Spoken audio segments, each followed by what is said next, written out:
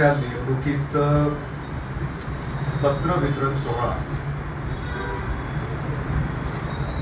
आज आपल्या सगळ्यांच्या साक्षीनं या ठिकाणी संपन्न होतोय। या सोहळ्याला उपस्थित असलेले लातूरचे लोकप्रिय खासदार आपले लाडके डॉक्टर शिवाजी काळगेजी,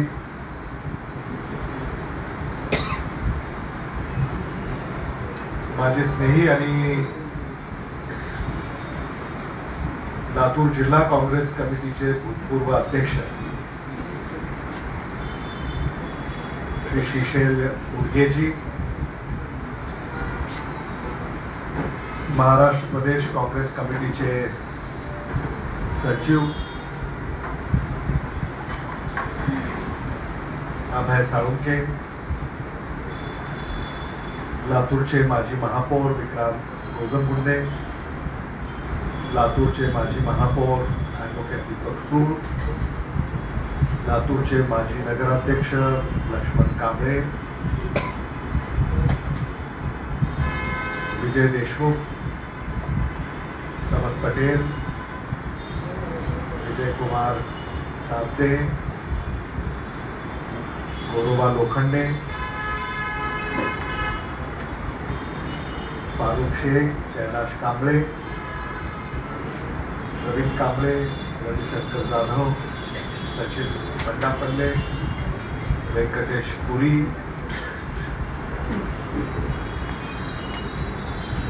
उपस्थित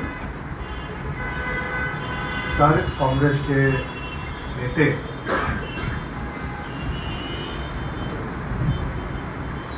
लातूर शहर जिल्हा काँग्रेस कमिटीनं ज्यांना गावाचा अध्यक्ष नेमलं ते सारे नवनिर्वाचित सन्माननीय अध्यक्ष आणि ज्याला प्रभागाचा अध्यक्ष नेमलं ते सारे सन्माननीय प्रभाग अध्यक्ष, माजी अध्यक्ष, बंधू भगिनी, पत्रकार आणि मित्रांनो, लातूर शहर जिल्हा काँग्रेस कमिटीचे अध्यक्ष ॲडव्होकेट किरण जाधव,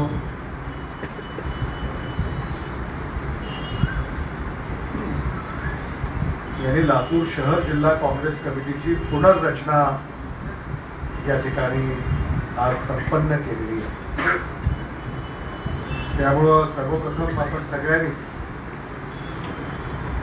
लातूर शहर जिल्हा काँग्रेस कमिटीचे सन्माननीय अध्यक्ष ॲडव्होकेट किरण जाधव यांचे आभार मानले पाहिजे की त्यांनी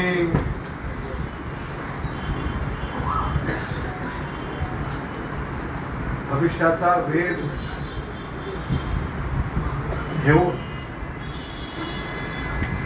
लातूर शहर जिल्हा काँग्रेस कमिटीमध्ये फेरबदल आज त्यांनी संपन्न केलेले आहेत आणि काही नव्या चेहऱ्यांना आज संधी मिळाली। काही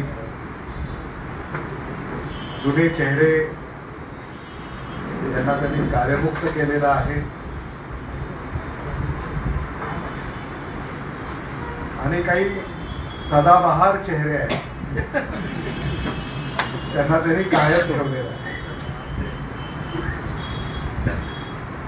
आज खरंच आम्हाला देशात राज्यात जे काही बदल होत आहेत त्या अनुषंगाने ही आजची बैठक अतिशय महत्वाची आहे आणि मला असं वाटतं की महाराष्ट्रामध्ये एखाद्या जिल्ह्यामध्ये असे फेरबदल जिथे होत आहेत त्यापैकी लातूर हा पहिला जिल्हा असेल।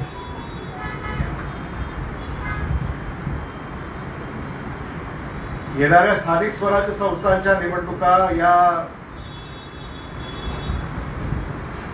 संदर्भाने हे घेतलेलं एक महत्वाचं पाऊल आहे असं मी म्हणालो तर ते चुकीचं होऊ नये। म्हणून प्रभागाचे आणि गावाचे जे अध्यक्ष आहेत त्यांना अतिशय महत्वाची जिम्मेदारी ही पक्षाने या ठिकाणी दिलेली। प्रभागाचा अध्यक्ष आता त्या प्रभागामध्ये स्थानिक स्वराज्य संस्थांच्या निवडणुकीमध्ये जी तिकीटं द्यायची आहेत त्याच्या शिफारशी आता प्रभागाचा अध्यक्ष करणार.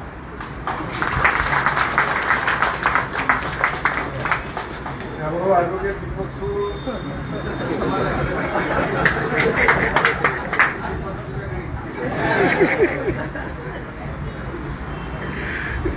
आणि प्रभागाचा अध्यक्ष असल्यानंतर तो स्वतःची सुद्धा शिफारस करू शकतो.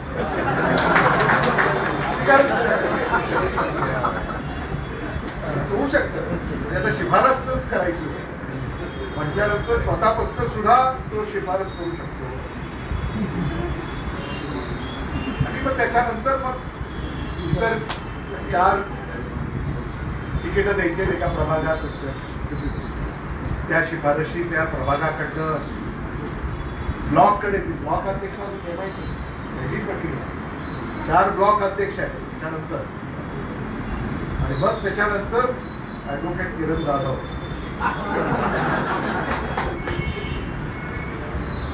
त्यामुळं ह्या प्रभाग अध्यक्षांनी आता पक्षानं जे काही आपल्याला आता जिम्मेदारी दिलेली आहे अखिल भारतीय काँग्रेस कमिटीकडनं आता तुम्ही काय करणार आहात याचं मोजमाप दिल्ली मुंबईहून होणार आहे. लातूरून तर होईलच.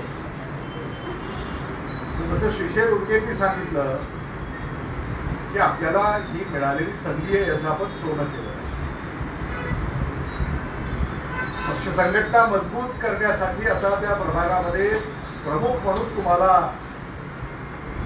त्या ठिकाणी कार्यरत राहायचं आहे आणि संपूर्ण स्वातंत्र्य तुम्हाला त्या ठिकाणी असणार आहे. आणि त्या स्वातंत्र्याचा सदउपयोग तुम्ही सगळे कराल अशी साधारणतः प्रामाणिक इच्छा आहे. पक्षाची शक्ती वाढली पाहिजे. पक्ष हा घरापर्यंत गेला पाहिजे. हे आपण नेहमी करतोच. आणि आपण जे आता काम करणार आहात त्याचं मोजमाप त्याचं अवलोकन हे सातत्यानं होत राहील आणि ते साधारणतः सक्रिय असणार नाही येणाऱ्या काळामध्ये. तर तिचं योग्य वेळी बदल सुद्धा करण्याचे अधिकार हे ॲडव्होकेट किरण जाधवांच्याकडे आहेत. त्यामुळं हे देखील आपण समजून घेतलं. म्हणजे आता आपण अध्यक्ष झालो म्हणजे आता मोकळे झालो असं नाही आहे. तर आपल्याला बूथ कमिटी ही तुम्हाला गठीत करायची आहे. तुम्हाला वॉर्ड कमिटी म्हणजे प्रभाग कमिटी गठीत करायची आहे. तुम्हाला गाव कमिटी ही गठीत करायची आहे. आणि त्याच्यानंतर मग ब्लॉक कमिटी वगैरे अशी आपल्याला जी काही अखिल भारतीय काँग्रेस कमिटीने जी सूत्र आता आपल्याला घालून दिलेली आहे. मला वाटतं ॲडव्होकेट किरण जाधव तुम्ही दिल्लीला जाऊन आला म्हणजे आपले नेते मल्लिकार्जुन खरगेजी, राहुल गांधीजी, सोनिया गांधीजी, प्रियंका गांधीजी या सगळ्यांनी दिल्लीमध्ये देशातल्या सगळ्या जिल्हाध्यक्षांना बोलावलं आणि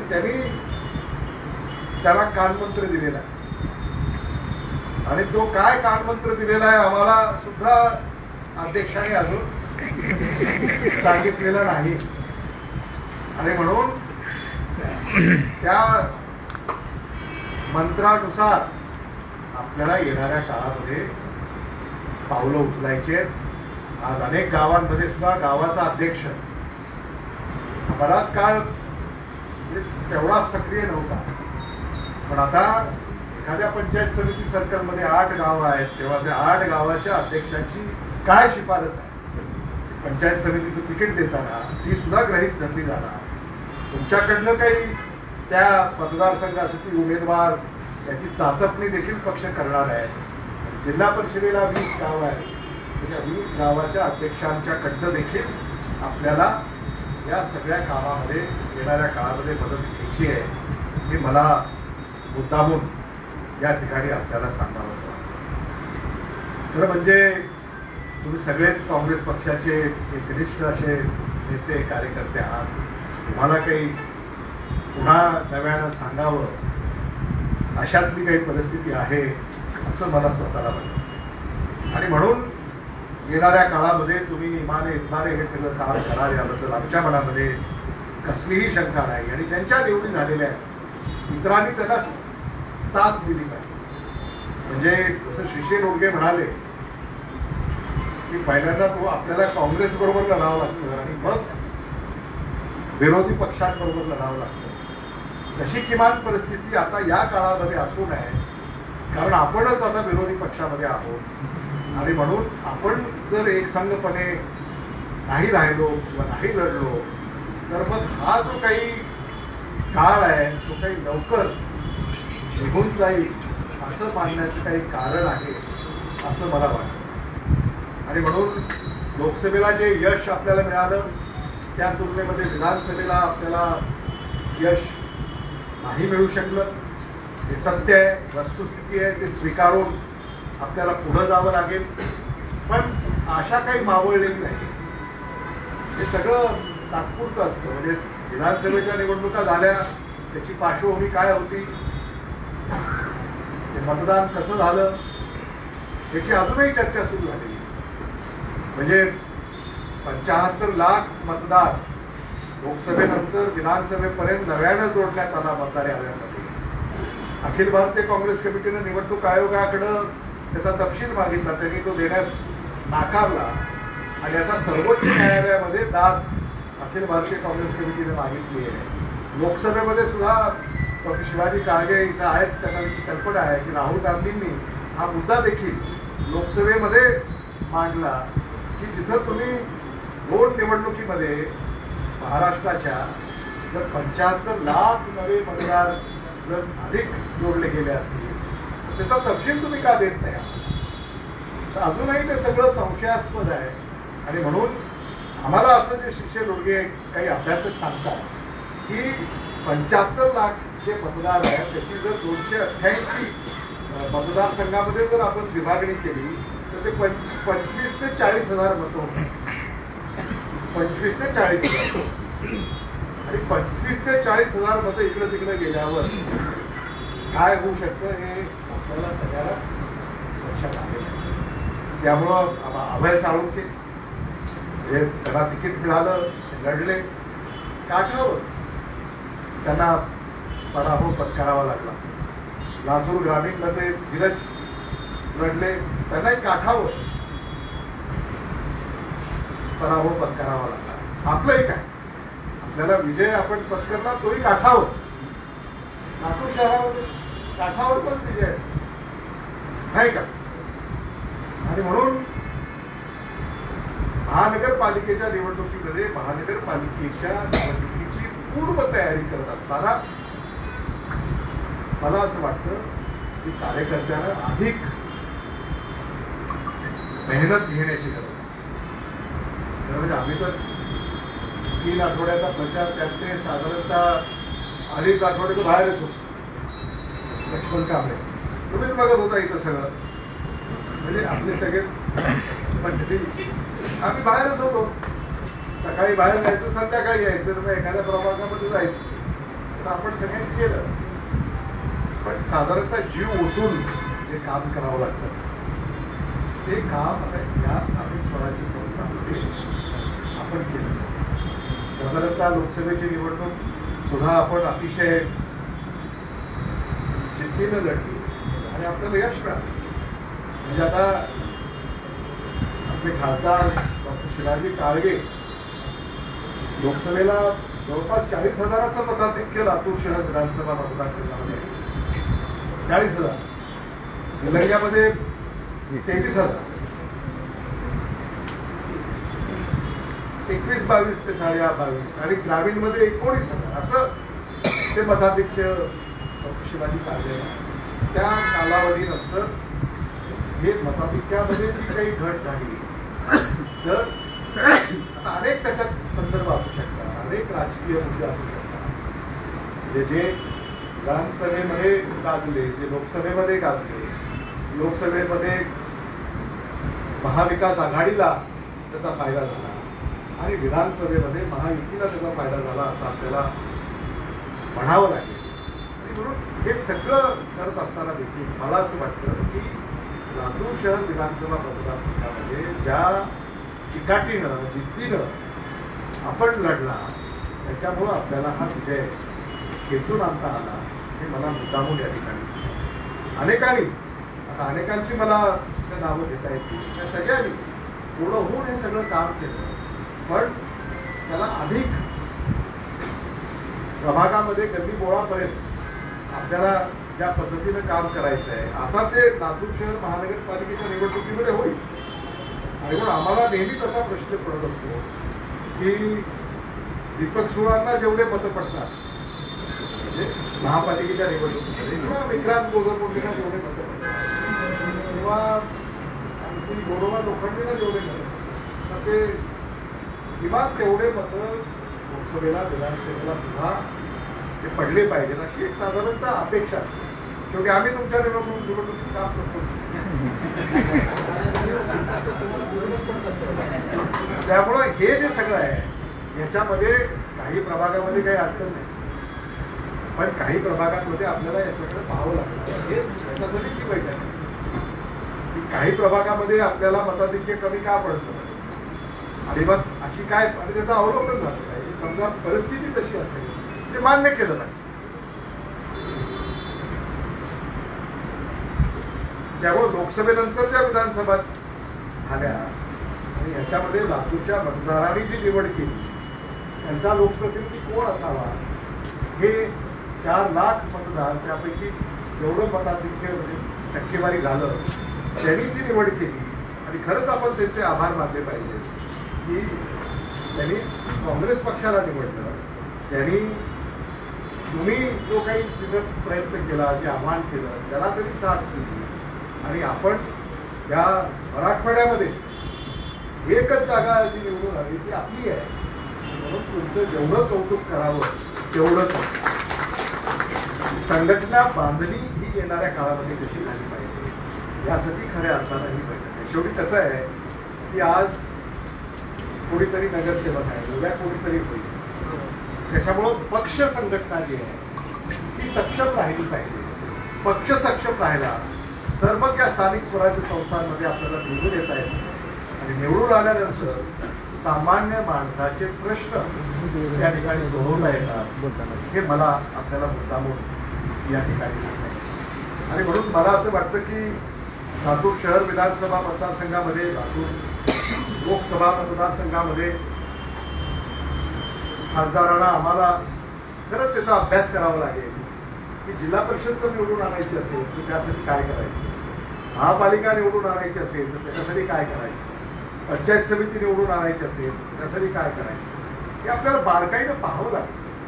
बारकाईनं आपण जर नाही पाहिलं आणि हवेवर फक्त निवडणुका होत राहिल्या आणि आपण फक्त औपचारिकता पार पाडायची लोक येणार आणि मतदान करून जाणार आणि निकाल लागेल तो लागेल असं जर आपली मान्यता असेल तर मला असं वाटतं की धोक्याची घंटा ठरेल हे आपण समजून घ्यायचं. आता अनेक प्रभागांमध्ये लातूर शहर विधानसभा निवडणुकीच जर आपल्याला विश्लेषण करायचं असेल तर काँग्रेसला जिथं मतं नेहमी पडतात तिथेही विरोधी पक्षाला मतं पडलेली आहेत. विरोधी पक्षाला इथं मतच पडत नाहीत अशी साधारणतः आपली धारणा होती. इथं देखील विरोधी पक्षाला अधिक मतं पडलेली आहेत. जिथं विरोधी पक्षाला मतं पडायला पाहिजे होती तिथं आपल्याला मतं पडलेली आहेत हे सुद्धा सत्य आहे. आणि म्हणून याचं देखील अवलोकन केलं पाहिजे. काही प्रभाग असे आहेत जिथं कदाचित विरोधी पक्षाला असं वाटलं असेल की आम्हाला एवढी आघाडी मिळेल, तिथं तेवढी आघाडी मिळाली नाही. आणि आपल्याला असं वाटलं की आपल्याला इथे एवढी आघाडी मिळेल तर तिथं आपल्याला आघाडी मिळाली. आणि म्हणून याच्यासाठी सुद्धा मला असं वाटतं ॲडव्होकेट किरण जाधव एक अभ्यास गट हा तयार करणं आवश्यक आहे. कारण आता सगळं आता सायन्स झालेलं आहे, सायंटिफिक आहे. वोटिंग पॅटर्न काय आहे, कल काय आहे, सामाजिक माध्यमांमध्ये काय चर्चा होते आणि हे याचा जर अभ्यास आपण केला म्हणजे आता आमची परीक्षा झाली, आम्ही पास झालो, आता तुमची परीक्षा तुम्ही चांगल्या मार्कानं पास झालं पाहिजे अशी आमची इच्छा आहे. आमच्यासारखं काठावर नव्हे. म्हणून चांगल्या मार्काला जर पास व्हायचं असेल तर त्याची तयारी चांगली करावी लागेल. आणि मी तर अध्यक्षाला असं म्हटलं, उमेदवार सुद्धा ठरवून टाका तुम्ही. व्यासपीठावरचे सगळे नेते इथं बसलेले आहेत, तुम्ही एकत्र बसावं आणि ठरवून टाकावं बाबा या भागात त्याला आपण तिकीट द्यावं. आपल्याला माहिती असतेच नाही की हा चांगला आहे आणि हा निवडून येऊ शकतो. त्याला कामाला लावलं पाहिजे. कारण हे 3 महिने जे आहे, शेवटी कसं आहे की निवडणूक लढवून निवडणूक जिंकणारा कार्यकर्ता यालाही आपण शोधलं नाही. आता आरक्षणाची पडायची ती पडतील, आज त्याच्यामध्ये काही बदल होणार नाही. थोड्याशा प्रभागाच्या रचना बदलतील, त्यातून सीमा बदलतील, पण कुठून कोण लढणार हे आपल्या सगळ्यांना माहिती आहे. आणि मला असं वाटतं हे देखील अधिकार औपचारिक पद्धतीनं आम्ही आपल्या सहकार्यांना दिलेले आहेत. व्यासपीठावरचे सगळे जे सहकारी आहेत त्यांना आम्ही दिलेले आहेत. तुम्ही तुमची जी कोर कमिटी आहे तुम्ही बसा, तुम्ही एक रूपरेषा ठरवा, हे उमेदवार असावेत आणि त्याच्यात चर्चा होऊ द्या. ठीक आहे, एखाद्या आरक्षणामुळे एखाद्याला तिथून उमेदवारी नाही मिळू शकते तर त्याला इतरत्र आपल्याला संधी देता येऊ शकते किंवा तो वाट बघेल, पुढच्या काळामध्ये त्याला संधी मिळू शकते. मला असं वाटतं की हे देखील आपण केलं पाहिजे. आता आपलं कसं होणार, तिकीट मिळणार का नाही, ही प्रक्रिया होणार, आताच काय करायचंय असं काही म्हणजे भावना बाळगण्याची गरज आहे असं मला वाटत. मला असं वाटतं जे जसं आम्ही या मतदारसंघातून निवडून आलो तेव्हा पक्ष नेहमीच जो आता निवडून आलेला आहे त्याला पुन्हा संधी देत असतो. त्यामुळे जे मागे निवडून आलेले आहेत त्याला पुन्हा संधी देण्याची प्रक्रिया काही फार अडचणीची आहे असं मला वाटत नाही. हे देखील आपण समजून घेतलं पाहिजे. म्हणजे त्याच्यामध्ये आता विभागाचे अध्यक्ष आता निवडले, तुला सगळंच बदलेल वगैरे, बदलतील काही गोष्टी, पण आपल्याला जे आपले शिलेदार आहेत त्यांना हे कामाला लावावं लागेल. तरच येणाऱ्या 100 दिवसामध्ये हा संपर्क तुम्ही करू शकाल, लोकांपर्यंत जाऊ शकाल आणि तुम्हालाही कळेल.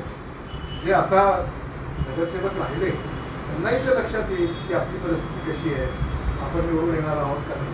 त्यातले काही नक्कीच निवडून येतील, काहींना कदाचित असं वाटेल की हे मला जरा अवघड वाटतंय, आपण थांबावं वगैरे वगैरे. याची सगळी चर्चा या येणाऱ्या काळामध्ये आपल्या या सगळ्या कामामधून होईल अशी अपेक्षा या निमित्तानं जर केली तर ती वावगी होईल असं मला स्वतःला वाटतं. आणि म्हणून मला असं वाटतं या ज्या निवडी आज तिथे झालेल्या आहेत त्या सगळ्यांनाच आम्ही सगळेच या ठिकाणी शुभेच्छा व्यक्त करत आहोत. आपल्या नेतृत्वाखाली आपल्या प्रभागामध्ये पक्षाचे सगळेच उमेदवार निवडून येतील अशी आमची आशा आहे. आणि ग्रामीण भागामध्ये आपले पंचायत समिती जिल्हा परिषदेचे सदस्य निवडून येतील अशी आपल्याकडनं आशा आहे. म्हणून त्या दिशेनं आपल्याला हे काम आता या पुढच्या काळामध्ये करावं लागेल. आता जिल्ह्यामध्ये काही गैरबदल होतील. श्रीशैलोगी आता अध्यक्ष राहिले नाहीत, त्यामुळं ती जागा एक रिकामी आहे. अनेक लोक त्या जागेसाठी इच्छुक आहेत. पक्षाकडं नावं गेलेली आहेत, त्याचं ते अवलोकन करतील. मला वाटतं काही लोकांच्या मुलाखती सुद्धा या पक्ष निरीक्षकांनी घेतलेल्या आहेत. आणि जिल्हा काँग्रेस कमिटीचा अध्यक्ष म्हणून आपले प्रांताध्यक्ष हर्षवर्धन सरकार आणि आपले जिल्ह्याचे निरीक्षक अभय छाजेडजी हे त्याच्यामध्ये लक्ष देऊन त्याच्यात निर्णय करतील.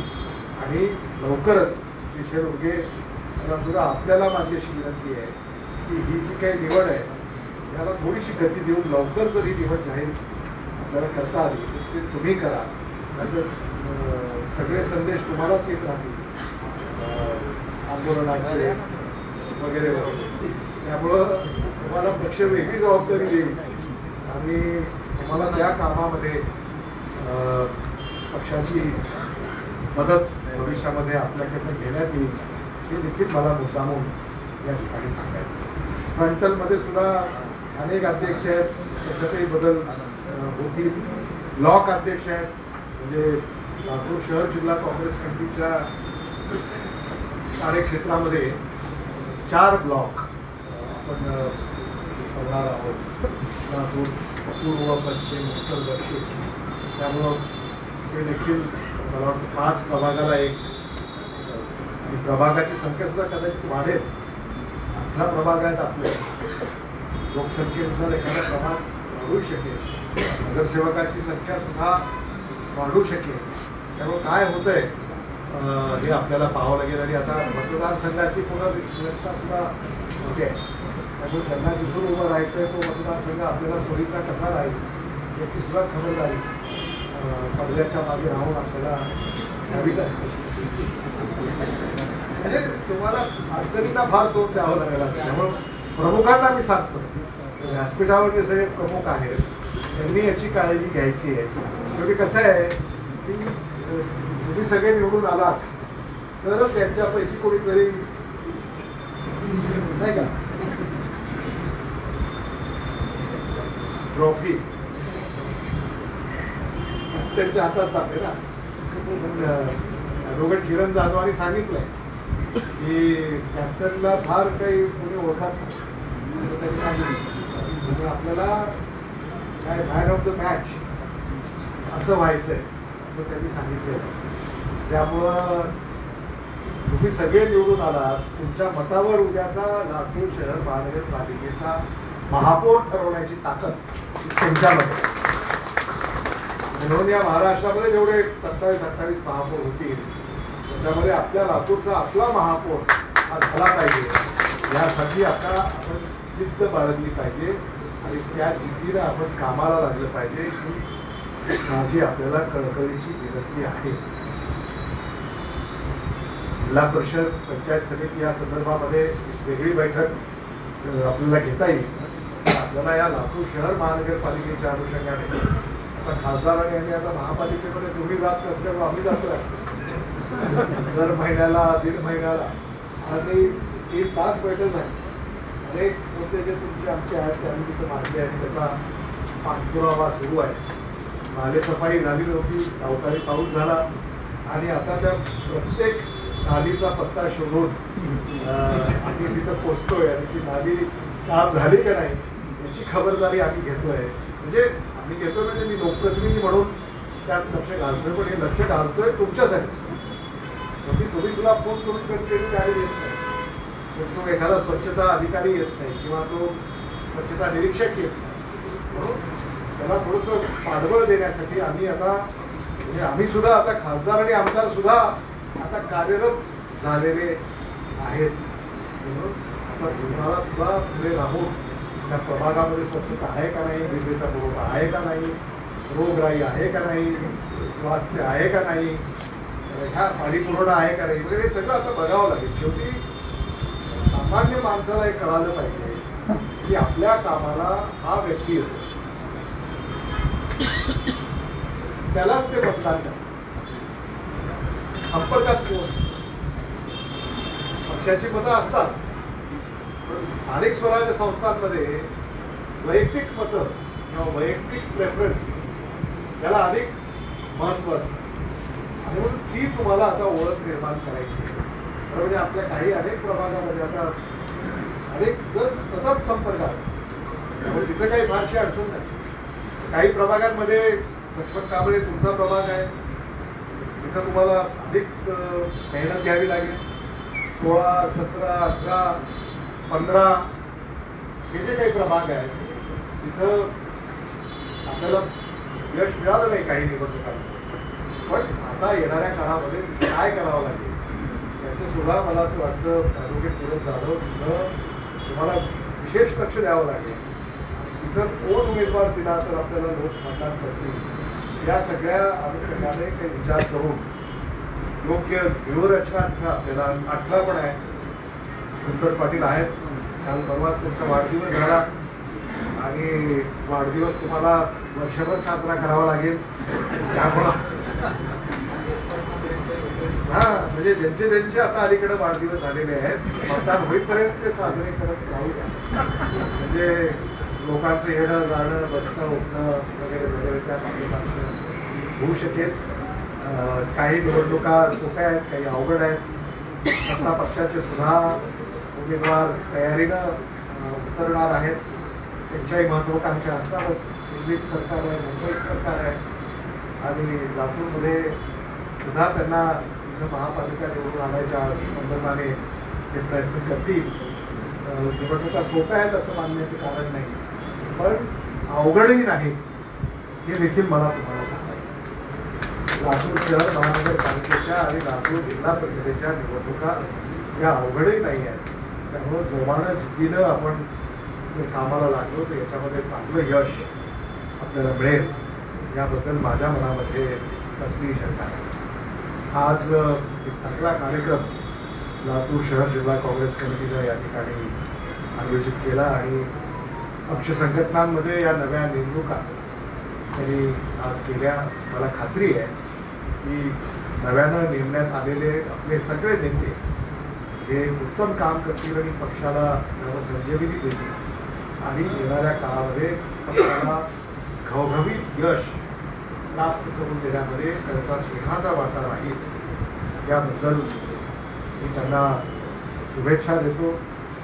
त्यांना त्यांच्या कारकिर्दीमध्ये पक्षाला यश चिंततो आणि आपण सगळे या ठिकाणी मोठ्या संख्येने उपस्थित राहिला त्याबद्दल आभार व्यक्त करतो. काही ग्रामीण भागातले शहरातले नवनियुक्त पदाधिकारी येऊ शकले नाही. कदाचित लगीन घाई आज होती त्यामुळं त्यात काही व्यस्त असावे. मग अध्यक्ष एखाद्याला पद स्वीकारायचं नसेल म्हणून तो आला नसेल असं होऊ शकतं. त्यामुळं काय कारण आहे हे आपण समजून घ्या आणि इथं तातडीनं ते देखील नेमणूक लवकरात लवकर होईल अशी अपेक्षा या ठिकाणी करूया. खरं म्हणजे बरोबर लोकांनी तुम्ही महाराष्ट्र प्रदेश काँग्रेस कमिटीवर आहात.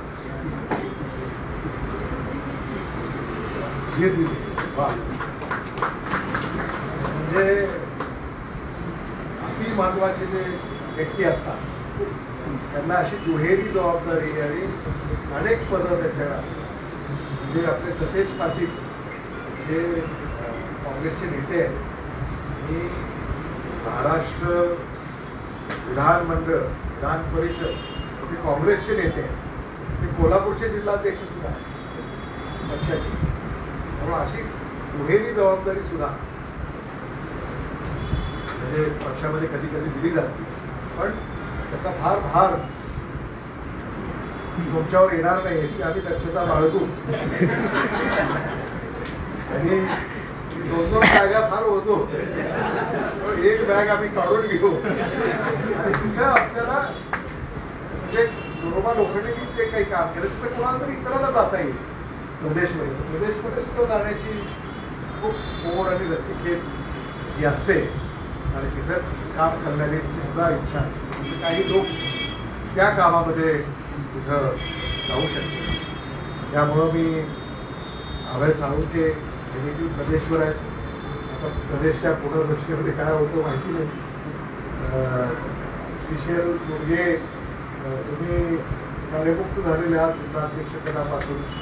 तुम्ही प्रदेशमध्ये जावं त्याच्यासाठी आपण सगळ्यांनी प्रयत्न करावा असं मी म्हणालो तर ते चुकीचं होऊ आहे.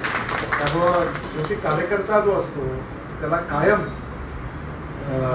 पक्षानं जरी चांगलं काम केलं श्रीशैल उडगेंनी सुद्धा त्या काळामध्ये जे काम केलं जीवन जावं तर महाराष्ट्र प्रदेश काँग्रेस कमिटीचे अध्यक्ष नानाभाऊ पटोले असताना त्यांनी सांगितलं की महाराष्ट्रामध्ये सगळ्यात चांगलं काम जर कुठं झालं असेल तर ते लातूर जिल्हा काँग्रेस कमिटी आणि लातूर शहर जिल्हा काँग्रेस कमिटीमध्ये झालं.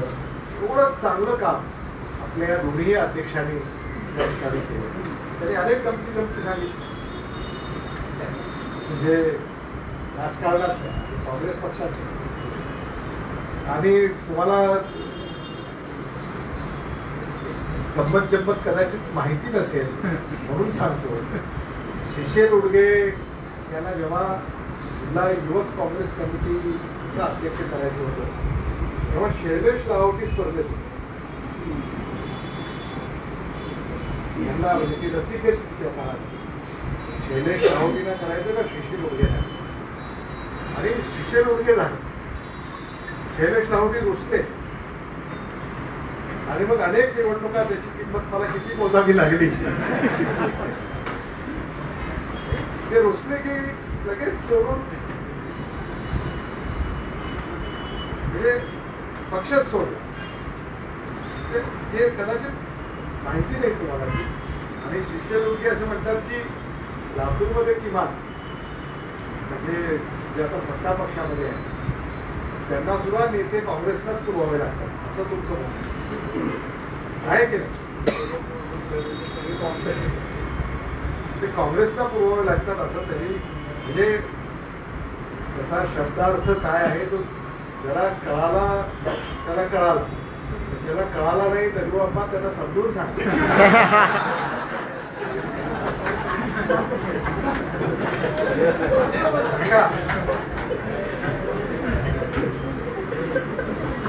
नाही ते कसं आहे तुमच्या त्या वाक्याची अनेक जण जर प्रेरणा घेत बसले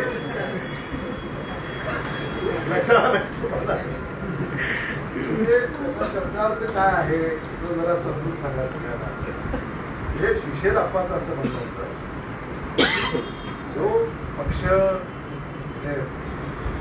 काश्मीरपासून कन्याकुमारीमध्ये आता सक्रिय आहे वगैरे आपण ऐकतो त्या पक्षाला त्यांच्या मूळ विचाराचा माणूस निवडणुका लढवायला सुद्धा आणि पक्ष संघटना वाढवायला सुद्धा मिळत नाही ही शोकांतिका आहे असं त्यांचं आणि हे खरं आहे. त्यामुळं खरं म्हणजे अनेक निवडणुकांना आपण सामोरं गेलेले आहोत.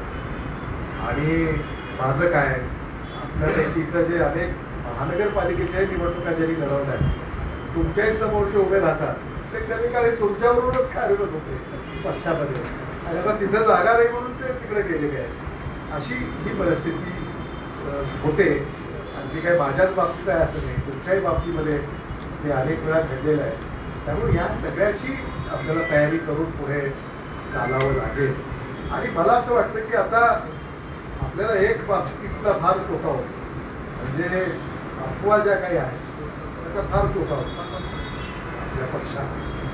म्हणजे निवडणुकीमध्ये काय होतं हा तिथं होता तो तिथं होता तो तिथं बसला तिथं दिसला याच्यामुळं जी काही म्हणजे आपल्या पक्षाची जी काही हानी होते ती थोडीशी आपण रोखली पाहिजे. थोडंसं आचारसंहिता म्हणजे जी निवडणूक आयोग लागू करतात आचारसंहितेचा एक काळ असतो त्या आचारसंहितेच्या काळामध्ये आपल्या आचाराला सुद्धा संहिता असते. आपण समजा जर आपल्याच विरोधातल्या उमेदवाराच्या समोर शेजारी जर दिसलो तर तो समाजामध्ये काय संदेश असं पण आहे ना. त्यामुळे लोकसभेला विधानसभेला असे अनेक किस्से आमच्यापर्यंत आलेले आहेत. म्हणजे आता ते काही स्पष्टपणे मी इथं बोलू इच्छित नाही कारण अनेकाचे संबंध असतात घरगुती असतात मैत्रीपूर्ण असतात. पण वैचारिक लढाई जेव्हा सुरू होते त्या काळापुरतं मला माहिती तुमच्या भावनाच मी इथं व्यक्त करतो. तर त्या काळापुरतं जर आपण आचारसंहिता पाहिली मला असं वाटतं तिथं आपलंही नुकसान होणार नाही पक्षाचंही हे आपण समजू शकतो. मला असं वाटतं की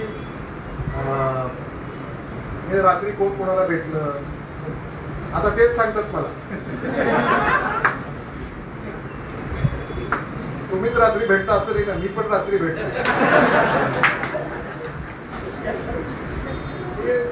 बाबा प्रकृतीच असते ना राजकारणामध्ये रात्री कोणी भेटतात मी भेटतो. त्यामुळे आता तेच सांगतात मला की हा आला होता हा आणि एखाद्याला समजा तिकीट नाही मिळालं कळेलच ना तर का नाही मिळालं हे तुम्ही समजून असं होऊ शकतं. तुम्ही अभय साळुंके तक्रार केली ना यांनी मला विरोध केला म्हणून मतं कमी पडली यांनी प्रचार केला नाही हे विरोधात काम केलं असं लेखी दिलंय ना कुठं दिलंय मागवलंय ना त्यांनी. हा म्हणजे हे पक्षामध्ये चाललं आहे. त्यामुळं मला असं वाटतं की येणाऱ्या निवडणुकीमध्ये शेवटी कसं आहे की आपण राजकारणात कशासाठी आहोत. दिल्लीत आपलं सरकार पाहिजे. राहुल गांधी का लढतात प्रियंका गांधी का लढतात दिल्लीत आपलं सरकार उद्या मुंबईत आपलं सरकार आपल्याला कामं होती. आता उद्या महापालिका आपल्याला निवडून आणायची का आणायची? सामान्य माणसाला न्याय देता आला पाहिजे म्हणून महापालिका निवडून आणायची. तिथं चांगलं काम करून दाखवायचं. आपण राजकारणात समाजकारणात आहोत. आपल्याला आपल्या प्रभागामध्ये बदल घडवायचा, तिथल्या माणसाचं जीवन आपल्याला सुखी करायचं, यासाठी आपण आहोत ना.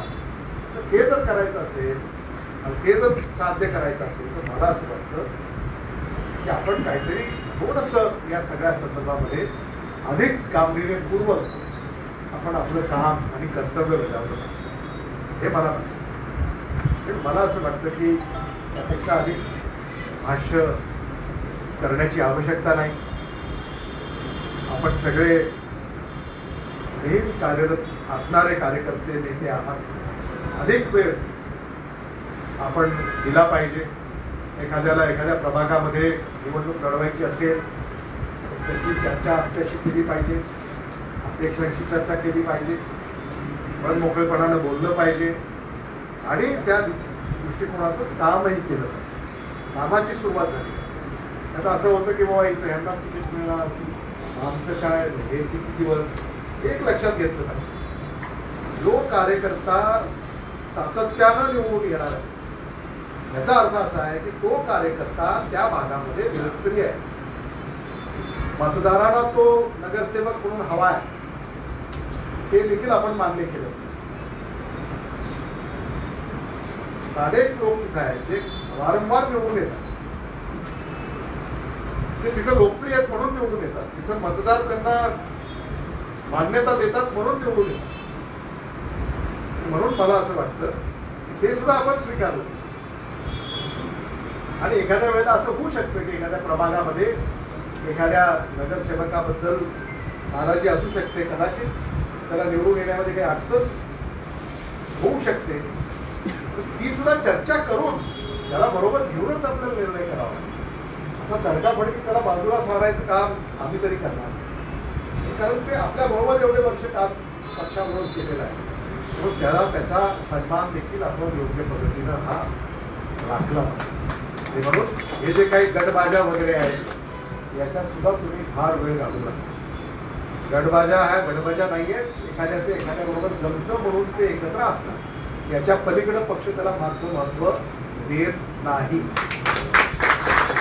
तुम्हाला असं वाटत असेल आता ऍडव्होकेट किरण जाधव माझ्या गाडीमध्ये असतात असं वाटू शकतं, पण आता ते अध्यक्ष आहेत. पूर्वी विक्रांत महापौर होते तेव्हा ते आमच्या गाडीत असायचे महापौर असताना. ही प्रक्रिया आहे, अधिकार ज्याच्याकडे आहे. उद्या समजा उद्या महापौर एखादा सचिन मंडापती झाला, काय हरकत आहे क्षणभर विचार करायला. सचिन मंडापती खासदार म्हणून राहणार. तुम्ही जर विचार केला समजा सोनिया गांधी कधी त्या काळात लातूरला यायची, कोण असायचं गाडीमध्ये? शिवराज पाटील साहेब आणि आदरणीय विलासराव देशमुख आहे. ठरलेलं आहे, रचना असते. त्यामुळं त्या पक्षामध्ये कुठल्याही पक्षामध्ये अशी एक रचना असते. त्या प्रमाणामध्ये मला असं वाटतं हे सगळं काम होत असतं. म्हणून आता मी दूर गेलो, मला विचारत नाहीत, मला बोलत नाहीत, असं तुम्ही कृपा करून तुम्हीही समजण्याचं मानण्याचं कारण आहे असं मला स्वतःला वाटत नाही. आपण एक आहोत म्हणून आपली शक्ती. यामध्ये जर खरी निर्माण झाली तर मग न बोललेलं बरं. त्यामुळं हे देखील आपण इथं समजून घेतलं पाहिजे. आणि लातूर शहर महानगरपालिका निवडून आणण्यासाठी मी कंबर कसलेली आहे. तुमची साथ असेल तर लातूर शहर महानगरपालिकेवर काँग्रेस पक्षाचा महापौर विराजमान होईल.